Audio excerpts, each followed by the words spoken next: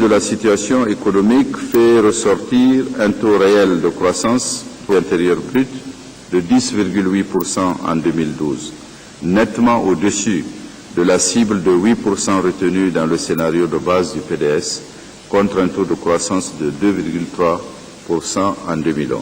Il illustre également des réalisations importantes et positives dans les différents secteurs d'intervention. À titre illustratif, le recul de la corruption dans le pays, avec pour indice de perception de la corruption qui passe de 134e place à la 113e place, le rehaussement du taux de couverture du territoire national par la police qui est passé de 47,6% à 52,94%. Dans le domaine de la préservation de l'intégrité du territoire, la construction de 9 bornes principales pour la délimitation des frontières entre le Niger et le Nigeria, le règlement du différend frontalier avec le Burkina, à travers la décision de la Cour pénale internationale, les produits cumulés se sont abus de 871 521 000 tonnes en 2011, passant à 1 362 679 en 2012, soit un taux d'accroissement de 36%. La production est passée de 2 760 917 000 tonnes en 2011 à 3 862 000 en 2012. La production contrôlée, toutes bien confondues, est passée de 80 000 en 2011 à 86 000, 7% de croissance. Dans le domaine des mines, la production de l'année est passée de 4 264 à 4 822 tonnes, celle de l'or industriel de 1 453 à 1 549 kilos. Par rapport à la diversification des produits pétroliers, la mise en service de la raffinerie de Zinder a permis la production en 2012 de 5 322 535 barils de pétrole brut destinés entièrement à la raffinerie. Parmi ces avancées positives, il faut citer aussi le désenclavement, l'éducation et l'accès à l'eau potable. Ce rapport annuel de mise en œuvre qui couvre la période 2012 et le premier semestre de l'année 2013 vise les objectifs majeurs suivants. Établir la situation de référence du PDS pour l'année 2011, évaluer l'atteinte des résultats du PDS et de la mise en œuvre des réformes économiques et financières pour l'année 2012, permettre au gouvernement de réajuster le plan d'action prioritaire du PDS en vue d'améliorer sa mise en œuvre, servir de document de base pour la programmation budgétaire 2014-2016. Et pendant 2 jours, ce rapport fera l'objet d'une analyse approfondie en vue de sa validation.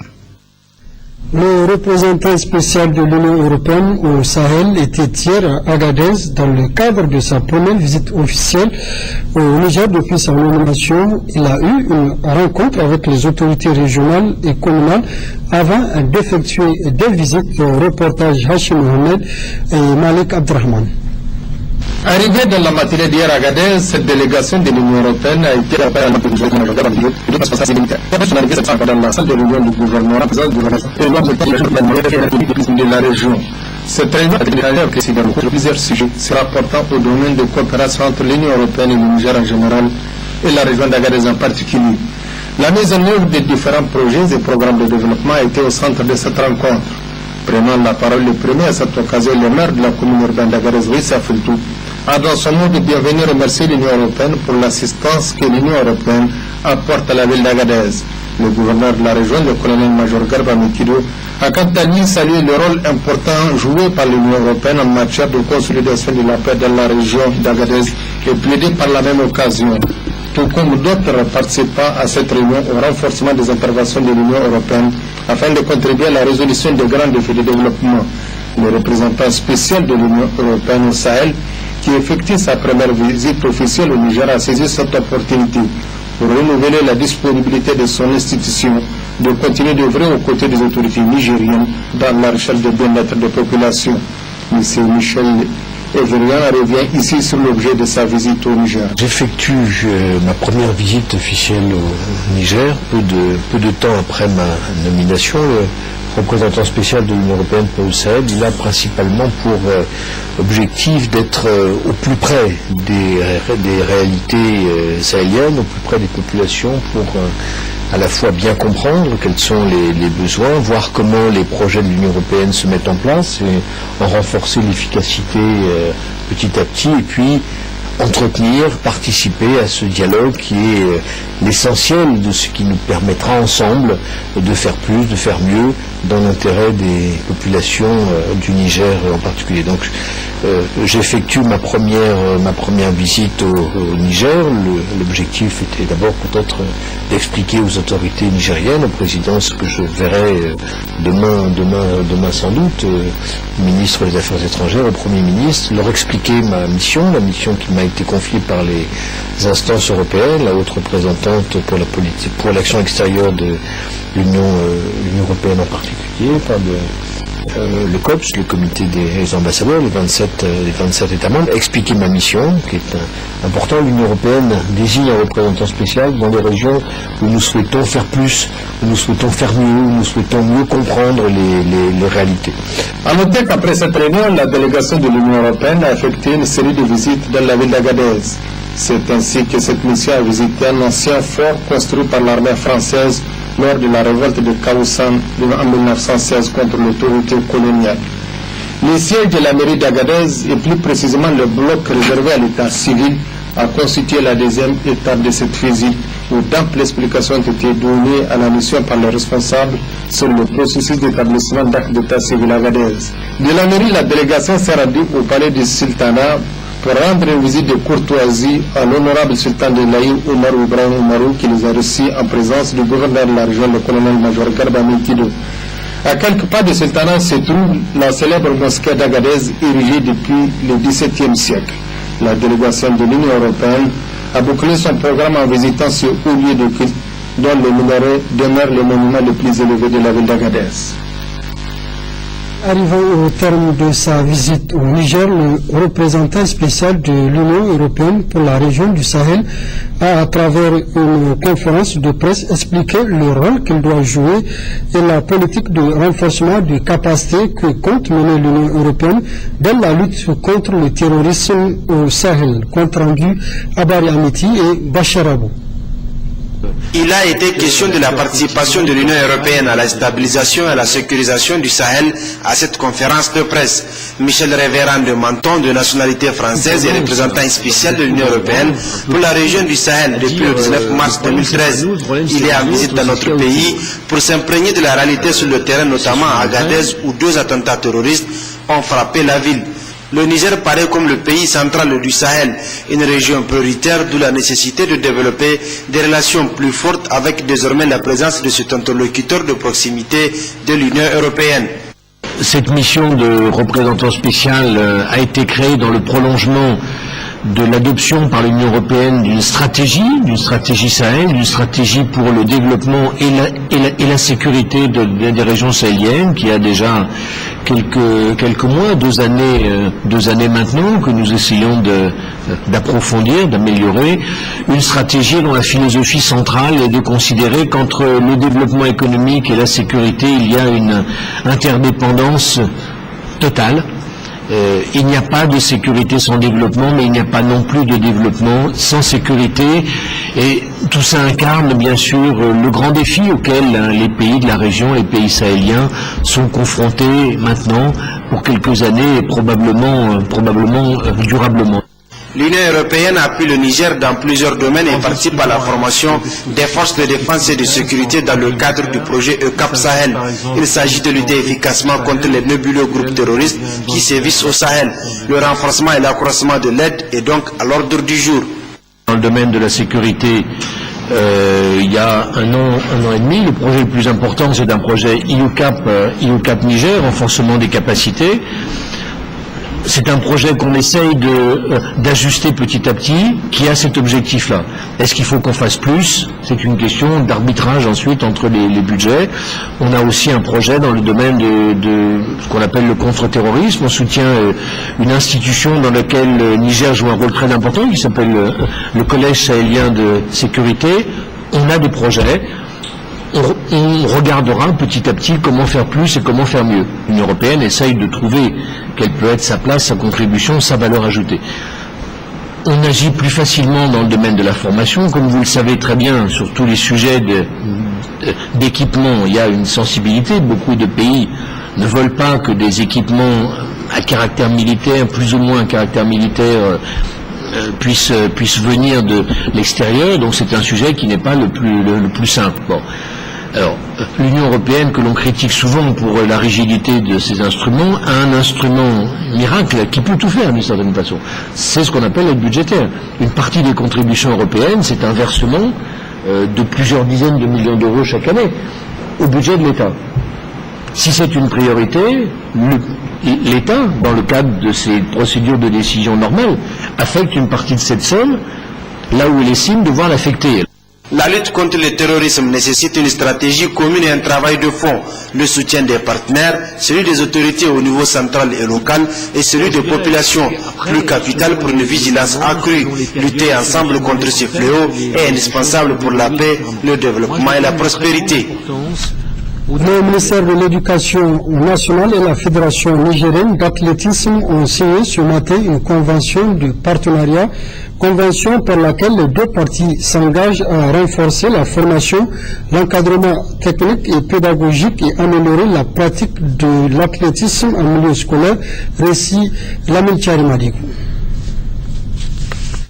Les ministères de l'Éducation nationale, de l'alphabétisation et de la promotion des langues nationales et la Fédération nigérienne d'athlétisme décident par la présente convention de partenariat de mener conjointement des actions visant la promotion et le développement de l'athlétisme en milieu scolaire. La Fédération nigérienne d'athlétisme se réconforte par la voix de son président de l'aboutissement de ce projet au profit non seulement de l'école, mais aussi de la jeunesse. La signature de cette convention de partenariat dans l'objectif principal et la promotion et le développement de l'athlétisme en milieu scolaire en tant que discipline fondamentale du programme de l'éducation physique et sportive. L'appui que nous attendons de l'Association internationale des fédérations d'athlétisme nous conforte dans notre conviction d'atteindre cet objectif à travers le renforcement de la formation, de l'encadrement technique et pédagogique, l'amélioration progressive des conditions de la pratique de l'athlétisme en milieu scolaire, l'implantation progressive du programme Kids d'athlétisme. Le secrétaire général du ministère de l'Éducation nationale a, au nom de la communauté éducative et à son nom propre, remercié les initiateurs du projet avant de les rassurer du soutien du ministère dans l'accomplissement de cette mission. La présente cérémonie qui réunit est le fruit de la volonté commune de la CONFEGES et de la CONFEMEN d'œuvrer pour la réintroduction progressive du sport à l'école en vue de relancer l'éducation physique et sportive et principalement l'athlétisme. La signature de la présente convention va jeter les jalons d'un nouveau type de partenariat dans le système éducatif nigérien. En effet, l'intervention de la Fédération internationale d'athlétisme amateur dans les écoles à travers la Fédération nigérienne d'athlétisme, Monsieur le Président, va favoriser l'éclosion de jeunes talents tout en permettant non seulement à un plus grand nombre d'élèves de bénéficier d'un encadrement de qualité, mais aussi aux enseignants de bénéficier d'un renforcement de capacités dans leur conduite quotidienne des activités physiques et sportives. La mise en œuvre de cette convention vise, au-delà de la promotion de la pratique de l'athlétisme en milieu scolaire, à favoriser l'émergence à la base de jeunes talents sportifs dotés de vertus morales et physiques. Le processus d'actualisation de la stratégie nationale de microfinance au Niger, objet d'un atelier ayant ouvert ses travaux ce matin. L'objectif est de sensibiliser le public sur le dit processus, compte rendu Adiza Hamidine et Mariam Madakou.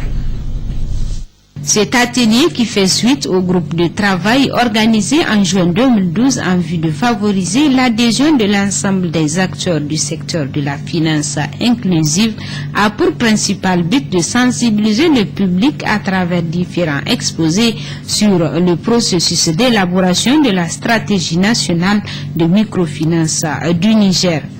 Le présent atelier est ainsi d'une importance capitale pour les autorités de tutelle. Les objectifs assignés à cet atelier sont les suivants. sensibiliser les acteurs que vous êtes sur le processus d'actualisation de la stratégie nationale de la microfinance, puis partager avec vous la méthodologie et le calendrier de travail des consultants afin d'avoir votre adhésion et votre participation active tout au long du processus. Formuler des recommandations pour enrichir la méthodologie des consultants. Au regard de la qualité des participants, je reste persuadé que vos travaux aboutiront à des résultats probants et partagés par tous les acteurs que vous êtes du secteur de la finance inclusive. Mesdames, Messieurs, les différents partenaires techniques et financiers de ce processus que sont le Programme des Nations Unies pour le développement, l'United Nations Capital Development Fund, le Fonds belge de suivi alimentaire et l'Union européenne ont, par le biais du représentant du PNUD, réaffirmé leur volonté et leur détermination à accompagner ce processus. Les PTF, donc les partenaires techniques et financiers, parties prenantes au PADMIF, profitent de cette occasion pour renouveler leurs remerciements au gouvernement du Niger pour la qualité de leur coopération. Par ma voix, ils vous assurent de leur engagement à faire le plaidoyer nécessaire pour un renforcement du secteur nigérien de la microfinance, donc en fait la finance inclusive. Il faut préciser que cet atelier de lancement du processus d'actualisation de la stratégie nationale de microfinance a vu la participation de plusieurs institutions de microfinance de la place. Ouverture toujours ce matin à Niamey des travaux d'un atelier d'évaluation du rapport provisoire de l'étude d'impact environnemental et social du projet de construction d'une usine de production des produits agroalimentaires dont l'objectif est de garantir une gestion optimale de l'environnement. Reportage à côté de la Somme et Oumar Jamila Moudachirou. Cet atelier vise à échanger sur la faisabilité du projet de construction d'une usine de production de boissons gazeuses, d'eau de boissons et de lait dans l'arrondissement communal Niamey 4. Il s'agit d'une étude d'impact environnemental conformément aux mesures politiques, juridiques et environnementales prises par le Niger. Ces mesures visent à garantir une gestion optimale de l'environnement. Sur le plan international, il a très tôt marqué son adhésion aux différents engagements pris lors des conférences internationales sur l'environnement, notamment celle de Rio de Janeiro de 1992 et de Johannesburg en 2002.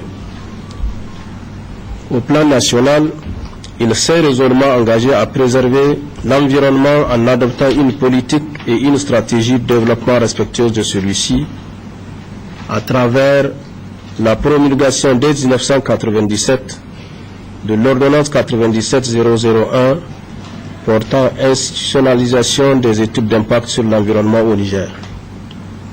En 1998, la loi 98-56 portant loi cadre sur la gestion de l'environnement a quant à elle été promulguée pour élargir le champ de la gestion de l'environnement, fixer son cadre juridique général et ses principes fondamentaux. Chers participants, mesdames et messieurs, l'exercice pour lequel nous sommes réunis ce matin a pour but ultime de satisfaire à une obligation légale, celle de permettre au Bureau d'évaluation environnementale et des études d'impact de donner un avis motivé au ministre de l'Hydraulique et de l'Environnement pour la délivrance ou non d'un certificat de conformité environnementale en vue de la mise en œuvre de ce projet.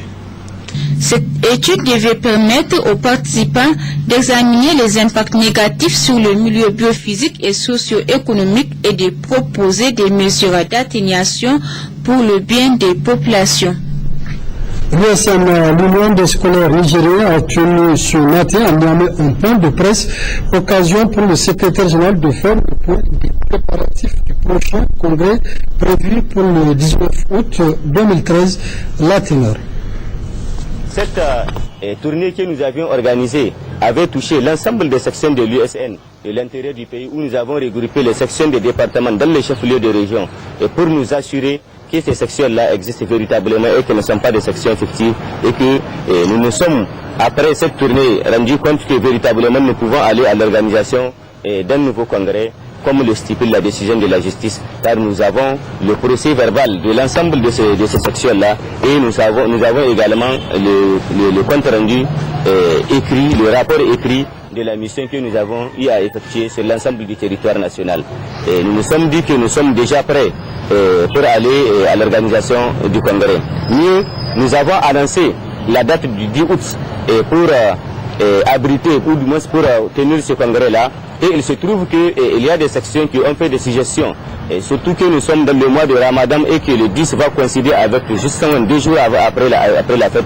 Il va falloir accéder à la requête des uns et des autres qui consiste à demander un report substantiel qui va permettre à tout un chacun de se préparer. Et c'est dans ce sens-là que nous avons retenu la date du 19 au 21 août prochain pour la tenue du congrès à Tawa. Et du sport pour refermer ce journal avec la poursuite des éliminatoires de la 19e édition de la Coupe du Président de la République de basketball. Plusieurs rencontres étaient à l'affiche tant en dames qu'en messieurs. D'autres précisions dans ce reportage de Soufou. La soirée d'hier, en partie réservée aux affrontements féminins sur les 2 terrains. Atelier numéro 1, Agadez en jaune, se taille la bavette contre la formation de Maradi, dite Olga en bleu. D'âge sensiblement égal, en termes sportifs, on peut les classer dans la catégorie des cadets.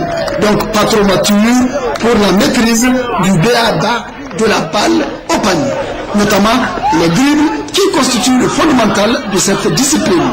Cependant, Agadésiennes et Maradiennes ont su combler ce déficit technique en y conciliant l'envie de jouer et la détermination. Attitude ayant donné un certain charme au jeu, avec beaucoup plus d'individualité, dont le numéro 9 d'Agadez, Rosa, une petite perle à l'avenir certain, pourvu que l'on s'y intéresse par un suivi. Ainsi, de fil en aiguille, M. Skini d'Agadez s'impose logiquement devant Olga de Maradi par 36 points à 10, avec une large partition de cette merveille de l'Aïr. Rosa.